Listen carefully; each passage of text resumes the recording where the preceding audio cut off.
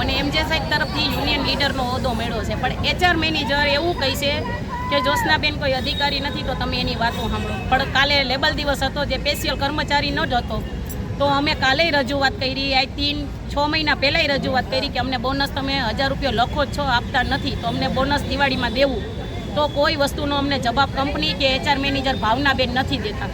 અને કોઈ કર્મચારીનો વાક ન હોય તો એચઆર મેનેજર ભાવનાબેન હાલતા બધાને 500 રૂપિયાનો મેમો આપે છે અને 500 રૂપિયા પગારમાંથી કાપવામાં આવે છે.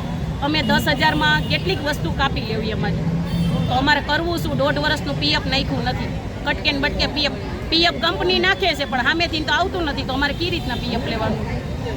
એટલે અમે તો અમારી માંગ પૂરી કરે, બાકી અમે કર્મચારી તો સિવિલની સેવા કરવા આવ્યા છીએ, તો સેવા તો કરવાના જ છીએ. નર્સિંગ સ્ટાફ છે એની 2 દિવસની નાઇટ હોય અને 2 દિવસની રજા હોય. અમારા કર્મચારી 8 દિવસની નાઇટ કરે છે અને 1 જ રજા મળે છે.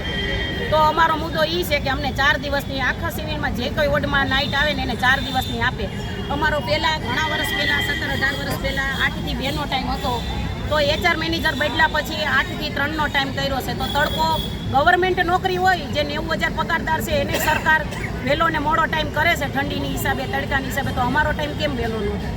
એટલે અમારા ટાઈમની અને અમારો પગાર ગરીબ માણસને લોનો લીધી હોય, કોઈને ગાડીના હપ્તા જતા હોય, છોકરાની સ્કૂલની ફી જતી હોય, તો પગાર અમારો 1 થી 5માં કરી દેવો. અત્યારે પગાર 22 તારીખે થાય, 30 તારીખે થાય, 20 તારીખે થાય, 25 તારીખ, કોઈ તારીખ ફિક્સ નથી. અમારા પૈસા જે મળતા હતા પીએમજેવાયના, એ પૈસા વર્ષ દિવસથી દેવાનું બનશે.